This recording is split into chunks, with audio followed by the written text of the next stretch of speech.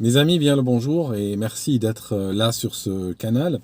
Aujourd'hui, je vais faire une vidéo sur le soufisme, sur cette branche de l'islam, parce que tout simplement, énormément de gens me l'ont demandé dans les commentaires. Donc, je fais une vidéo qui ne fera en fait qu'effleurer certaines particularités du soufisme. Alors, une chose importante, quand on définit les branches islamiques, la plupart des branches ont une définition, on va dire, relativement stricte. Ce n'est pas le cas du soufisme. Le soufisme, comme c'est une branche qui est basée sur énormément de liberté, on va dire, liberté de culte, liberté intellectuelle sur comment aborder les choses, liberté de faire son propre chemin pour chercher Dieu, avec bien sûr un certain nombre de références en chemin, eh bien, le soufisme est très difficile à définir, dans le sens où il est très difficile de donner une définition qui va englober tous les soufis de la Terre.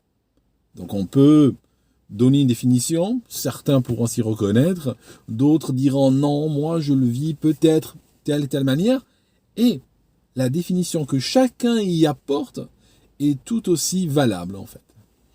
Alors, quand on parle du soufisme, ou quand on les entend parler, si vous regardez une vidéo sur le soufisme, ou vous lisez un livre sur ce sujet-là, parmi les premiers versets qu'ils vont sortir, c'est le verset 3.31.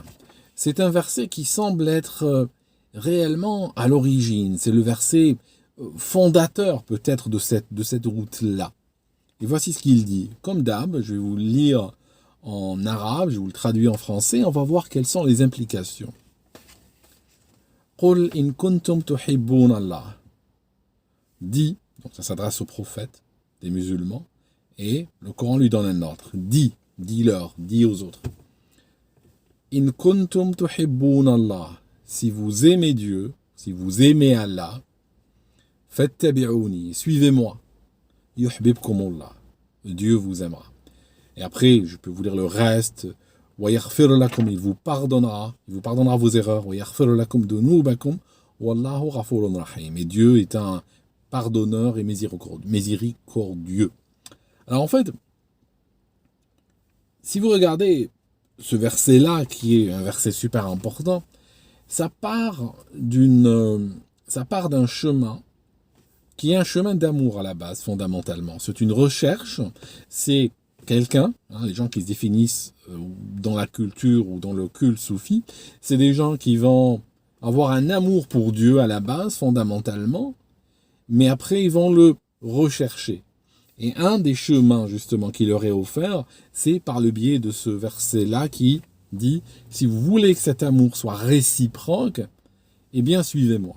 Venez avec moi, je vais vous montrer le chemin pour le faire. » Et justement, c'est dans ce chemin-là qu'ils vont se situer. Un truc très important.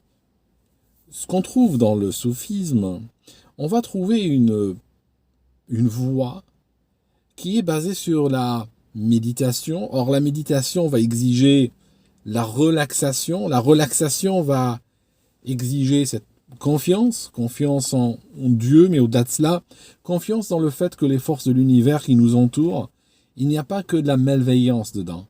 Il y a des forces malveillantes, il y a des forces du mal, mais aussi des forces du bien. Et il faut y croire fortement. Autrement, on fait tous face à notre solitude existentielle.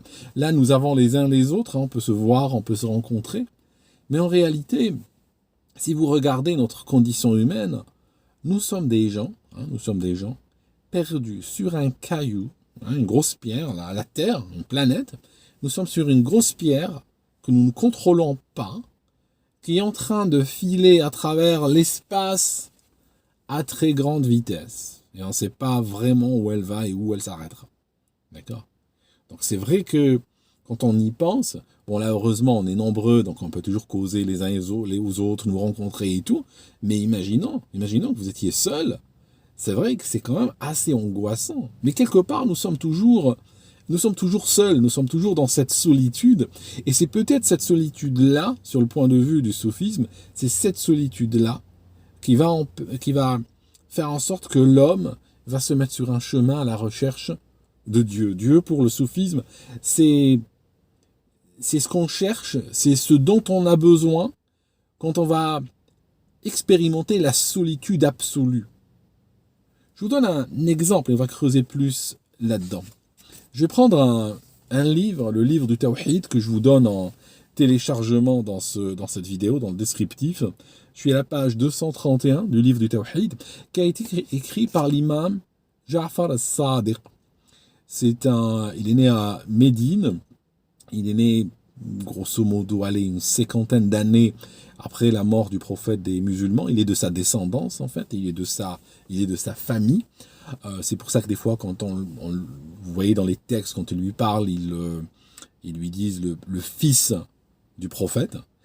En arabe, quand on dit fils, ça peut être aussi le petit-fils. Donc dans le texte, vous allez voir, on lui dit le fils, mais même jusqu'à maintenant, dans un pays musulman, vous pouvez voir un vieil homme avec son petit-fils, et il va dire c'est mon fils, d'accord?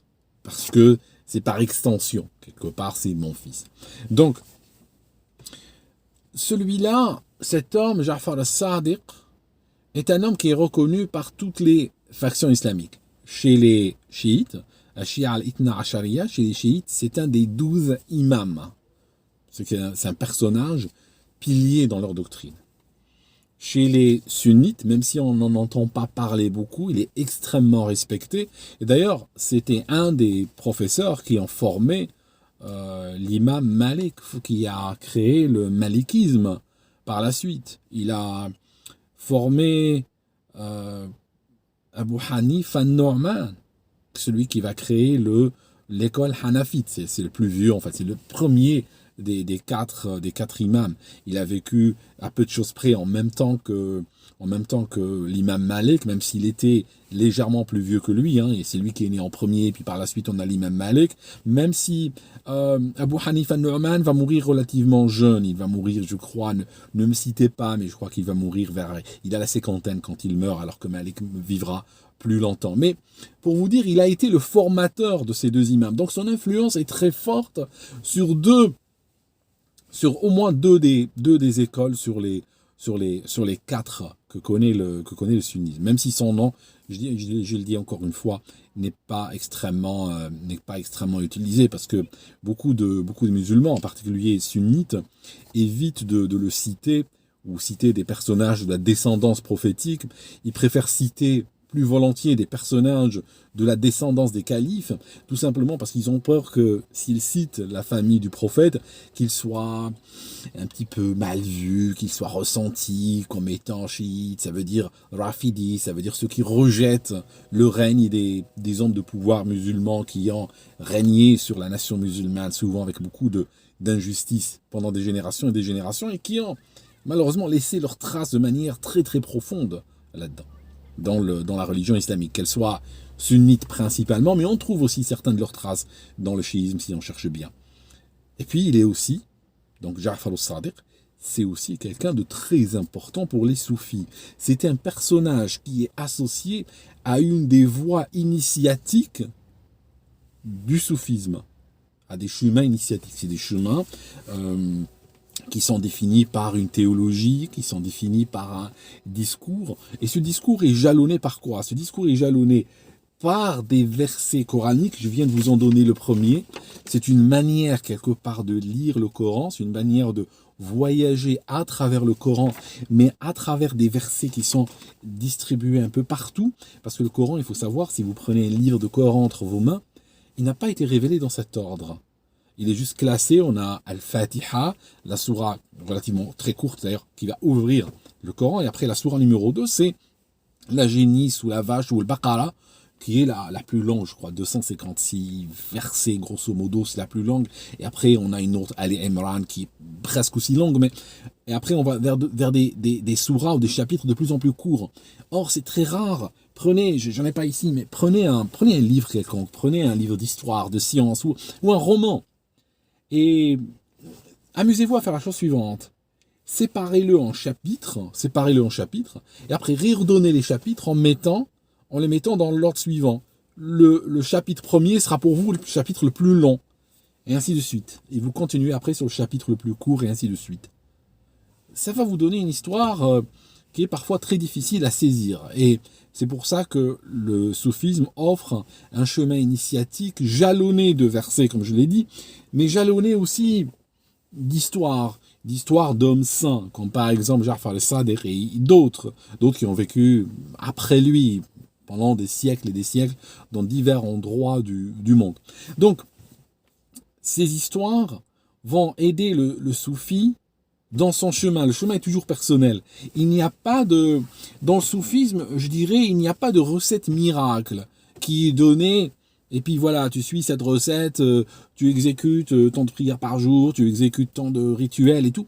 D'ailleurs, le soufisme a tendance à rejeter le côté rituel, on va dire, de l'islam. Je ne parle pas des rituels principaux, je ne suis pas du tout en train de suggérer que les soufis, par exemple, ne feraient pas le ramadan, ne feraient pas la prière ou autre. Non, je ne parle pas de cela, je ne parle pas des rituels, on va dire, fondamentaux de l'islam, même si certains soufis ne pratiquent même pas les rituels fondamentaux de l'islam, mais ils seraient plus une minorité qu'une majorité. Mais ce que je cherche à dire, c'est que si vous prenez l'islam, on va dire mainstream, standard, chez beaucoup de gens, c'est une religion qui finit en trouble obsessionnel. Par exemple, l'arrivée ou la distribution, on va dire, généralisée d'un livre, quelqu'un m'a posé la question hier ou avant-hier, dans un commentaire de l'imam Al-Ghazali, tu penses quoi de l'imam Al-Ghazali? L'imam Al-Ghazali, c'est un gars très bien, qui a fait beaucoup de recherches, qui a écrit beaucoup de livres, dont celui qui est le plus, qui circule le plus, c'est Ihya Ulumuddin, le réveil des sciences de la religion. Or, ce livre qui est composé de 2 autres livres, plus des éléments et des histoires et des hadiths que lui-même a recueillis, je crois qu'il y en a 5000 à peu près, eh bien ce livre est un livre de rituels. Plein de rituels. Que faire quand on est en train de se doucher, que faire quand on sort de la maison, que faire quand on mange, que faire que... Et beaucoup de gens vont devenir angoissés par le nombre de rituels petits et grands qui accompagnent toute la journée. Or, le soufisme s'éloigne complètement de cette voie-là. Parce que, tout simplement, si on veut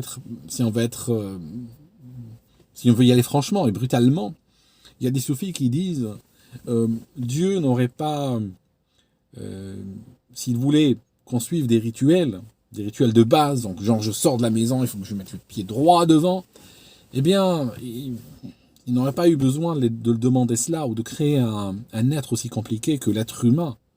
Parce que ce genre de rituel, on peut entraîner n'importe quel vertébré à les faire finalement. N'importe quel chat, quel chien ou autre peut être entraîné à suivre ces rituels-là qui sont des tocs. Donc il considère que l'humain, en tant que créature, est supérieur justement en termes d'ordre pour qu'on exige de lui, qu'on lui demande ce genre de choses. Voilà. Donc les soufis vont chercher leur voie de manière individuelle, mais par l'aide d'un certain nombre de jalons placés sur le chemin. Je vais vous raconter une des histoires prises au hasard dans le livre du Tawhid, d'accord, de Ja'far al-Sadiq, page 231. Il y a quelqu'un qui arrive chez lui pour lui poser une question très importante qui est au cœur du soufisme. Parce que le cœur du soufisme, c'est quoi? C'est al-wujud, trouver l'être.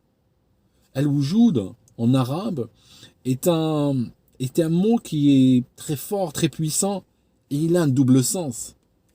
Al-wujud, c'est le fait de trouver. Wajada shay'u, ça signifie il l'a trouvé. Al-wujud, c'est le fait de trouver. Mais al-wujud, c'est aussi l'existence, c'est aussi l'être. En fait, tout le cœur, justement, de la doctrine soufie, et ça, je dirais, au-delà des définitions que les uns et les autres peuvent poser, c'est une définition qui pourrait, à mon sens, mettre d'accord la majorité des gens. La voie du soufisme, c'est trouver Dieu, déjà. C'est un chemin vers Dieu. Ce qui va changer d'une personne à l'autre, d'une école à l'autre, c'est le comment. Mais le comment est extrêmement libre dans le soufisme, qui reconnaît que chaque individu est différent et chaque individu aura besoin de sa propre voie, finalement, pour parcourir ce chemin-là.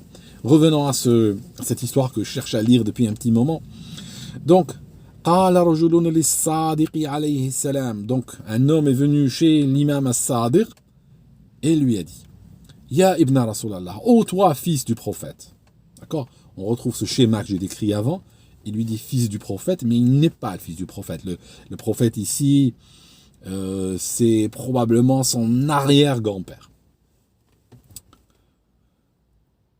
Bien son grand-père. Mais ne me citez pas là-dessus. Il faut que je regarde encore une fois dans l'arbre généalogique, il faut que je le fasse en fait. Ya ibn Rasulillah, toi, fils du prophète. Dalni ala Allahi ma huwa. Dis-moi ce que c'est que Dieu. Dis-moi, indique-moi ce que c'est qu'Allah. Faqad akthara alayya al-mujadilun wa hayyaruni. Des gens qui viennent m'entourer avec des discussions inutiles, avec des débats sur l'être divin, et ils m'ont laissé dans la confusion. Voilà ce que dit l'homme. C'est ça la question avec laquelle il arrive chez l'imam as-Sadiq. Et voilà ce qu'il va lui répondre. Ya Abdallah, toi être d'Allah, toi serviteur d'Allah, hal rakibta as-safinata qattu? Est-ce que tu as déjà été dans un bateau? Est-ce que déjà dans ta vie tu as été dans un bateau? Le gars va répondre, Naam, j'ai été dans un bateau. Il va lui poser encore une autre question. Hal kasura bika haytu la safinata tunjik wala sibahatun turnik? Est-ce que ce bateau s'est cassé, il a coulé dans un endroit où il n'y a aucun autre navire qui aurait pu te sauver, dans un endroit où c'est désespéré de nager, tu es très loin de la terre, de toute terre, tu es très loin de tout autre bateau ou barque, et il n'y a rien qui peut te sauver. Tu es perdu tout seul au milieu de l'océan. Rappelez-vous l'image que j'ai donnée en début de vidéo de l'homme perdu, non pas dans un océan, mais perdu de cette manière-là dans l'espace sur un gros caillou. Nous sommes sur une planète, et finalement, notre sort est tout aussi peu enviable que celui qui est au milieu de l'océan Atlantique ou Pacifique et il n'y a plus de bateau, il n'y a plus rien qui flotte et il est dans l'eau, là, il n'y a rien autour de lui. Nous sommes exactement pareils. Lui, c'est le plus grand risque, c'est qu'il se noie, il soit avalé par les eaux, par les profondeurs. Et nous, c'est ce qui va se passer avec nous à un moment donné. On se fera avaler par cette immensité, puis on disparaîtra dedans, quelque part. D'accord? Donc on est dans la même logique ici. فقال هل تعلق قلبك ها هناك أن شيئا من الأشياء قادر عن أن يخلصك من ورطتك. Est-ce que à ce moment-là ton cœur ne t'a pas dit que il y a quelque chose quelque part qui pourrait te sauver de ta catastrophe, de ta situation dans laquelle tu te trouves? Et l'homme répond oui. Et voilà ce qu'il va lui dire à Sadiq. فَذَلِكَ الشَّيْءُ هُوَ اللَّهُ. Il dit, cette chose à laquelle tu as pensé en ce moment-là, c'est Dieu. Il dit, c'est lui qui te sauve quand il n'y a plus aucun autre sauveur. Donc, voilà cette idée. C'est une idée qui va nous dire, à travers l'un des influenceurs, on va dire, pour utiliser un terme moderne, du soufisme, un des grands-pères du soufisme, c'est cette espérance. C'est cette espérance en Dieu. Ça signifie qu'il y a une recherche, et cette recherche est basée sur une espérance extrêmement forte. Je vous donne un autre verset lié à cette espérance-là, qui est un des versets qui jalonne ce chemin dans le Coran, et c'est le 12,87. 12,87, on a le père de Joseph, on a le prophète Joseph. C'est, pour faire rapidement, ses frères étaient jaloux de lui, ils l'ont abandonné dans le désert. Initialement, ils voulaient le tuer, mais finalement, ils l'ont abandonné, ils sont partis. Et après, ils sont venus dire à son père, à leur père, écoute, on ne sait pas trop ce qu'il est devenu. Et puis, le père va leur demander d'aller le chercher, il va leur donner un conseil. Et très souvent dans le Coran, il y a des conseils qui sont donnés par la bouche de certains personnages, comme ici. Et voilà ce qu'il va leur dire, ce personnage-là, le père de Joseph. وَلَا تَيْأَسُوا مِنْ رَوْحِ اللَّهِ. Ne désespérez pas de l'esprit d'Allah, l'esprit de Dieu. Pas de Dieu, il dit pas Dieu, il dit l'esprit de Dieu. Donc il y a un esprit dans l'islam, l'esprit de Dieu. إنه لا ييأس من روح الله إلا القوم الكافرون. Ne désespère de l'esprit de Dieu que les gens qui sont dans la catégorie kafir, les non-croyants. Enfin, le non-croyant, c'est même pas, c'est une fausse... définir kafir par non-croyant est complètement faux. En fait, un kafir, c'est celui qui rejette la bénédiction divine, qui rejette, comme ici, l'esprit divin. Ça veut dire, si vous regardez bien, ce verset-là, le 12,87, semble quelque part donner une définition particulière du kafir. Parce que il y a une préposition qui est très exclusive. Regardez. وَلَا تَيْأَسُوا مِنْ رَوْحِ اللَّهِ. Ne désespérez pas de l'esprit d'Allah, ne désespère de l'esprit d'Allah que al-qawm al-kafirun, les mécréants. D'accord? Donc vous voyez, il y a une définition, il n'y a que les mécréants qui désespèrent. Donc on peut pratiquement ici définir la mécréance comme étant clairement là, le désespoir ou le fait de dire qu'il n'y a plus d'esprit divin dans toute cette équation que nous vivons. D'accord? Je vais vous donner un autre sur ce chemin-là. Il y en a plein, mais je vais vous en donner encore un ou deux. Je vais m'arrêter là. Mais je vous montre un petit peu c'est quoi le parcours, un des chemins, des pierres posées comme ça. Et là, on va aller au verset 21-87 et on va parler de Jonas. Jonas était quelqu'un qui s'est retrouvé, était un prophète, et il s'est retrouvé dans le ventre d'une baleine, il s'est retrouvé dans l'obscurité. Alors quand on dit le ventre d'une baleine, il faut savoir une chose. Aujourd'hui, si l'un de nous se retrouve dans le noir, parce qu'il s'est retrouvé dans l'obscurité la plus totale, au point qu'il avait envie de crier, ce ne sera pas parce qu'il est dans le ventre d'une baleine ou dans le ventre d'un grand poisson, comme le disent plus précisément les anciennes écritures. Ça sera plutôt parce que il est mentalement anxieux, il est peut-être en dépression, il y a beaucoup de problèmes, il se sent seul, il a été lâché par ses amis, lâché par sa famille, lâché par tous les éléments matériels sur lesquels il comptait, un petit peu comme cet homme qui était dans le bateau, et l'autre lui dit est-ce que tu es monté dans un bateau? Ben, nous sommes dans un bateau. Et quand on est dans l'obscurité, c'est généralement quand tout nous a laissé tomber. Tous les éléments matériels nous ont laissé tomber. Et parfois aussi, le soufisme va chercher à laisser tomber d'avance le matériel. Ça veut dire que il considère le matériel comme ce qui va te laisser tomber.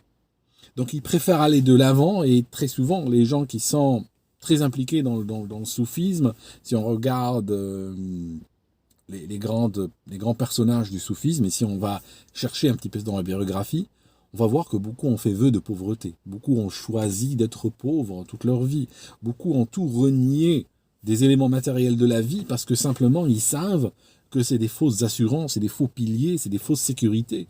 Et que tôt ou tard, ça nous laisse tomber, puis on se retrouve seul dans le noir. Donc ils préfèrent eux-mêmes aller de l'avant et rejeter tout ça et chercher justement à se trouver des éléments ou des piliers mentaux ou des piliers spirituels plus solides. Donc, on va parler de ce verset 21-87 qui parle de Jonas. وَدَنَّوْنِي إِذْ ذَهَبَ مُغَاضِبًا فَظَنَّ أَنْ لَنْ نُقْدِرَ عَلَيْهِ. Et Jonas était parti irrité, parti mughadiban, parti fâché, parti plein de rage. Il était en boule, comme on dirait aujourd'hui. Il pensa que nous n'allions pas l'éprouver. Il pensa que Dieu ne pourrait pas l'éprouver.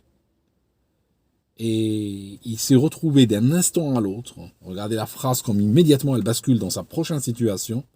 فَظَنَّ أَنْ لَنْ نُقْدِرَ عَلَيْهِ. Il a pensé que personne ne pourrait l'éprouver. فَنَادَى فِي الظُّلُمَاتِ. Et il s'est retrouvé dans le noir, dans l'obscurité, en train d'hurler, en train de crier. La ilaha illa ant subhanak inni kuntu min ad-dhalimin. J'ai été injuste. Il n'y a que toi comme divinité et j'ai été injuste. J'ai été injuste, ça signifie en fait, il a été quelque part mentalement sur le chemin que j'ai décrit précédemment dans le verset 12-87. La tayasu min rawhillah. Il a fait quoi, lui, quand il était dans le noir? Il a désespéré de l'esprit d'Allah. Ces deux versets sont à placer en rapport. Il a désespéré de l'esprit divin.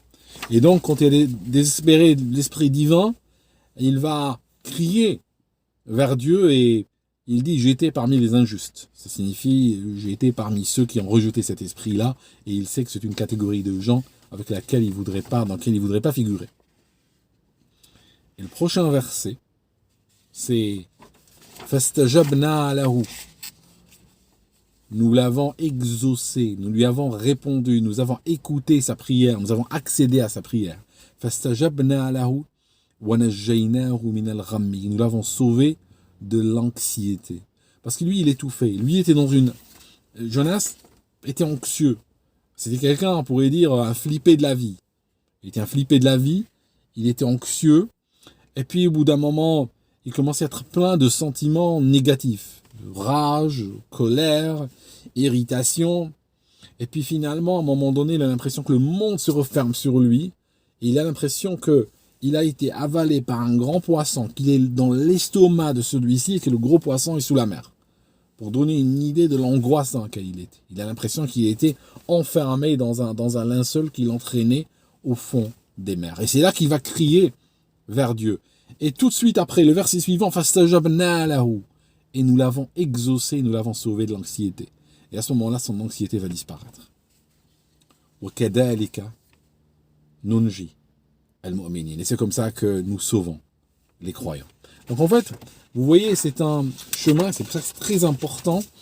La voie du soufisme est une voie qui va tracer un chemin dans lequel l'anxiété n'a pas de place, l'irritation n'a pas de place, la peur, l'inquiétude, tous ces sentiments négatifs, la peur existentielle, tout cela doivent être chassés par croyance dans l'esprit divin. Et à partir de ce moment-là, ça ouvre la voie vers des méditations, vers des envolées qui permettent de plus en plus à gérer sa vue intérieure et essayer de trouver un support dans le divin.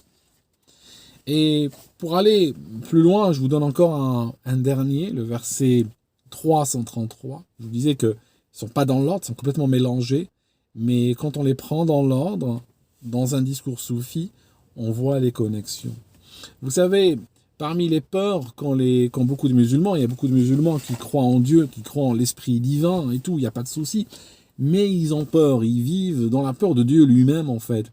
Pourquoi? Parce que tout simplement, comme je vous le disais en début de vidéo, dans cette vidéo, il y a beaucoup de connexions entre tout et tout. Les musulmans ont vécu des siècles, des générations, sous des mauvais gouvernements. Ça signifie sous des gens qui étaient particulièrement détestables. Et quand je dis détestables, je ne suis pas en train d'exprimer une opinion isolée ou une opinion basée sur rien. Quand on regarde l'histoire d'énormément de gens qui ont été à la tête des nations musulmanes au travers les siècles, je peux vous dire, je vous défie de vous lire leur biographie ici en ligne et trouver des gens qui disent « Oui, j'approuve ces gens-là ». Je vous assure qu'il y a beaucoup de choses qui peuvent vous donner la chair de poule. Donc, ces gens ont influencé énormément la religion, de sorte que quelque part, beaucoup de musulmans, consciemment ou inconsciemment, le plus souvent c'est inconscient, perçoivent Dieu comme étant une sorte de calife en chef. Ça signifie qu'ils prennent les califes et ils voient les horreurs, même s'ils ne se l'admettent pas, même s'ils n'osent pas critiquer, ils voient les califes, les horreurs qu'ils ont commis, et voyant Dieu comme une sorte de super calife, eh bien, si le calife humain peut faire des horreurs, ah ben Dieu, lui, on peut faire 100 fois plus. Et donc Dieu devient une sorte de père fouettard qui est là il a des espions partout, il regarde, il veut juste savoir quand est-ce que l'humain va avoir une mauvaise pensée, commettre un péché, dire des choses que Dieu n'approuve pas, tout ça, et puis bam, il va le craser, il va le punir, il va l'envoyer en enfer, il va le broyer.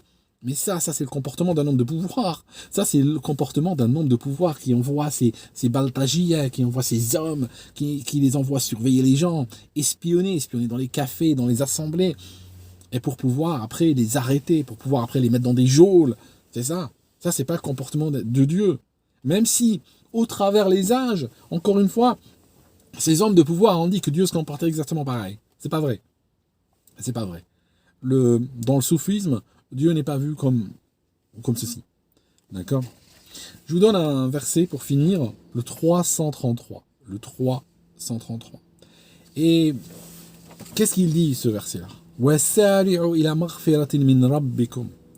Et accourez vers un pardon de votre Seigneur, ou vers un pardon de votre Dieu.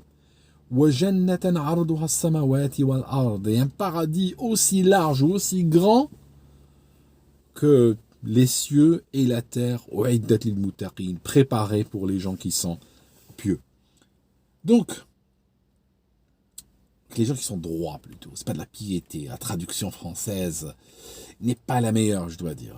Regardez, quand j'affiche le Coran sur le site coran.com, j'affiche 3 traductions, en général 2 anglaises et une française. Et généralement les 2 anglaises, celle qui s'approche le plus, c'est celle de Monsieur Pickthall, celle qui s'approche le plus du sens. La française, quand il s'agit de situations difficiles, pointues, c'est elle qui s'égare le plus. En tout cas, si on regarde ce verset très prisé par les soufis aussi, Dieu dit quoi? Il dit que le paradis qu'il a préparé est aussi grand que la terre et les cieux réunis. Il n'a pas dit que l'enfer était aussi grand que les cieux et la terre réunis. Plutôt le paradis. Ça veut dire quoi? Ça veut dire qu'il y a derrière une intention de pardonner un maximum de gens, de faire rentrer un maximum de gens au paradis, de sauver les âmes d'un maximum de gens. C'est pas cette vue où on voit quand des gens vivent sous l'enfer d'un gouvernement corrompu, dictatorial, qui vivent tous en enfer, et on leur dit, ils vont à la mosquée voir l'imam qui bouffe de chez les gens de pouvoir, comme très souvent, et il va leur dire, oui, mais de toute façon, Dieu est pareil, hein, quand vous allez mourir, vous allez arriver chez Dieu, et vous allez voir, hein, tout ce qu'on vous êtes, la majorité va finir en enfer, hein, de toute manière, hein, il ne faut pas vous faire d'illusions. Et ça enlève toute espérance. Hein, les gens, je pense personnellement, je peux vous dire un truc, je ne suis pas là pour raconter des histoires personnelles, mais je peux vous en balancer une. Ce qui m'a le plus perturbé, je dirais, si je dois trouver un instant unique où ma vision sur la religion telle qu'elle est pratiquée a changé, ou à basculer de manière irréversible, c'est arrivé il y a très longtemps, des décennies, j'avais 6 ans, 7 ans, 8 ans. Et je vais vous dire ce qu'on m'a dit textuellement.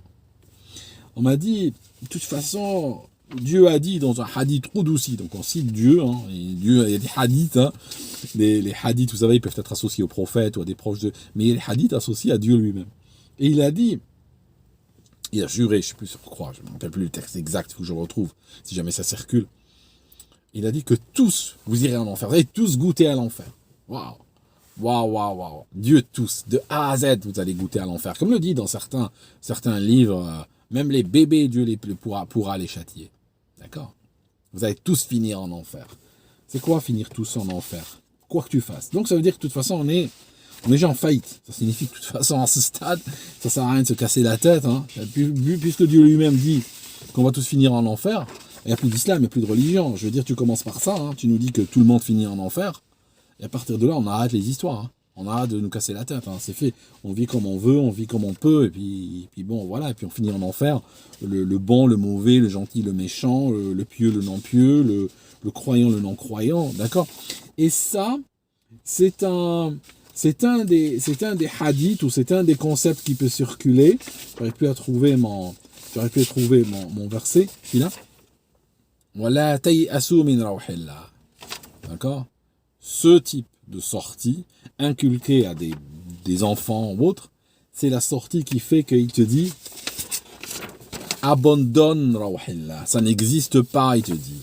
Désespère maintenant de rawhillah. Quand tu désespères de rawhillah, tu finis dans cette catégorie. D'accord? C'est tout aussi simple que cela. D'accord? Tant qu'il n'y a pas d'espérance, il n'y a pas de croyance. Tant que l'humain ne peut pas croire qu'il est dans un chemin qui lui permettra, quelque part, de sauver son âme, quelque part, d'accéder à un plan précis, clair, net, avec bien sûr toute la partie aléatoire qu'il peut comporter, eh bien, tout simplement, on crée des gens qui vivent dans le désespoir. Or, Dieu lui-même dit, il crée un paradis, n'est-ce pas? Il dit pas que je crée un paradis qui aura la taille d'un F2, et je vais créer un enfer qui aura la taille de la terre et les cieux. C'est pas ce qu'il a dit, mais c'est ce qu'on lui fait dire. C'est exactement ce qu'on lui fait dire. Dieu est le père fouettard. C'est quelqu'un, il a un enfer. L'enfer est plein de pierres en feu.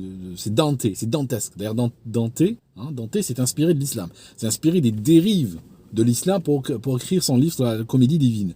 Donc, on imagine que Dieu, il a donc ce paradis, cet enfer, cet endroit complètement dégueulasse, un endroit abominable. D'ailleurs, lui-même le décrit dans le Coran des termes comme ceci.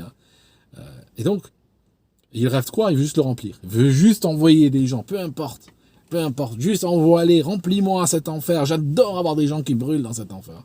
C'est pas le nom du jeu, en tout cas pas dans la vision soufie. Bien sûr, quelqu'un peut avoir une autre vision, dire non, moi je crois que Dieu, bon, c'est le père fouettard, tout ça, un paradis, il n'y a personne qui ira, ou il y a 2-3 gars qui iront, ou il y a 10, comme le hadith, il faut qu'on en parle, le hadith des 10 qui ont reçu la carte, là, qui ont reçu une sorte de le pass garanti pour le paradis. C'est un des hadiths les plus foutages de gueule, la doctrine islamique. D'ailleurs, c'est un des hadiths qui pourrait détruire la doctrine islamique. Si Dieu donne des passes à des copains, bon, je veux dire, pourquoi moi tu me juges, hein? C'est quoi? Donne-moi un passe moi aussi. Mais tu fais juste rentrer tes copains, comme les hommes de pouvoir font passer leurs copains, et nous on doit attendre derrière le grillage, d'accord? Ou bien vous vous comportez comme eux, c'est ça? Et en fait, on retrouve exactement la même logique, d'accord? La même logique, la même injustice, la même corruption qui règne, qui a régné pendant des siècles dans les maisons des gens de pouvoir, on va la retrouver enracinée dans certaines doctrines islamiques. Mais il faut la nettoyer, il faut réellement la nettoyer au karcha. Voilà mes amis, le manière provocante peut-être, je voulais appeler cette vidéo « Quitter l'islam de l'anxiété ». Quitter l'islam de l'anxiété. Parce que l'anxiété va générer la peur, va générer des tensions, va pousser l'homme à des fois même à aller très loin, à se fâcher avec sa famille, à se fâcher avec ses frères, et puis dans les pires des cas, même à prendre des armes contre son propre pays aussi, hein. Ça arrive, hein, malheureusement, ça arrive. Mais ça, c'est parce que des gens vivent dans la terreur. Ce qu'on appelle les terroristes ont déjà, à la base, fondamentalement, eux-mêmes ont vécu dans la terreur. Ils ont vécu dans la terreur d'un Dieu qui ressemble à un calife moustachu, voilà, qui attend de l'autre côté. Et ce Dieu-là, tout comme les califes, il a besoin que d'une seule chose, il a besoin de sang humain pour pardonner. Si tu arrives chez lui dans une voiture suicide ou autre, ben il pardonne. C'est ça. C'est comme ça qu'on a présenté. C'est comme ça qu'on a présenté Dieu. Vous voyez le truc? Voilà. Un crime terrible, terrible, terrible, qui a causé toute la situation que nous connaissons et l'aggravation qui va avec. Voilà, merci mes amis, c'était juste une sorte de parcours à travers les méandres de la pensée soufie. Merci d'avoir suivi jusque-là et on se voit dans une autre vidéo. À très bientôt.